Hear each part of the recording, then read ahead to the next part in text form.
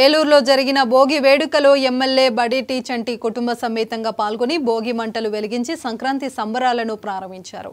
ఈ సందర్భంగా ఆయన మాట్లాడుతూ గత 5 ఏళ్లలో నిరసనల మధ్య భోగి వేడుకలు జరిగేవి అని అన్నారు.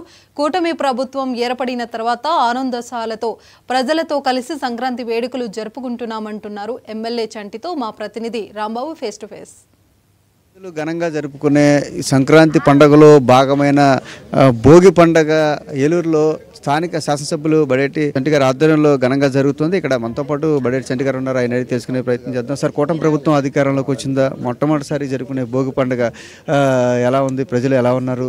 ఈ కూటమి ప్రభుత్వం ఎలా పరిపాలన కొనసాగుతోంది? అందరికీ కూడా ముందు ఏలూరు ప్రజానీకానికి అలాగే 99 టీవీ ప్రేక్షకులకు అందరికీ కూడా భోగి సంక్రాంతి శుభాకాంక్షలు. కూటమి ప్రభుత్వం వచ్చిన తర్వాత ప్రజలందరూ కూడా సుఖశాంతులతోనే ఉన్నారు.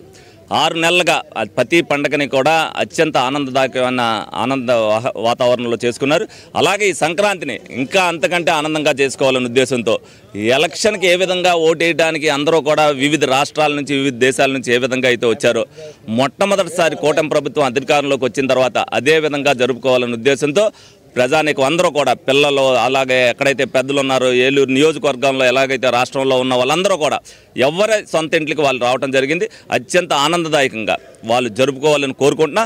అలాగే ముఖ్యంగా కోస్తా జిల్లాల్లో ప్రజలందరూ కూడా వివిధ చోట్ల నుంచి తెలంగాణలో ఉన్న చుట్టాలు బంధువులు అందరూ కూడా సంక్రాంతి అనేది ఘనంగా ఇక్కడ జరుగుద్ది కాబట్టి ఈ వాతావరణంలో అందరూ కూడా జరుపుకోవాలనే ఉద్దేశంతో వాళ్ళందరూ కూడా ఈ తప రావడం జరిగింది. అత్యంత ఆనందదాయకంలో జరుపుకోవాలని, ఏ ఇబ్బందులు ఉండకూడదని, ప్రజలందరూ కూడా సుఖశాంతుల్లో ఉండాలని, ఆ కూటమి ప్రభుత్వానికి ఏదైతే ఒక ఆనందదాయకమైన వాతావరణాన్ని ప్రజలందరూ కూడా మీరు చేస్తున్నది మంచే, మేమందరం కూడా మీకు మద్దతు ఉన్నామని తెలియపరచడానికే ఈరోజు అత్యంత వైభవంగా జరుగుతుంది.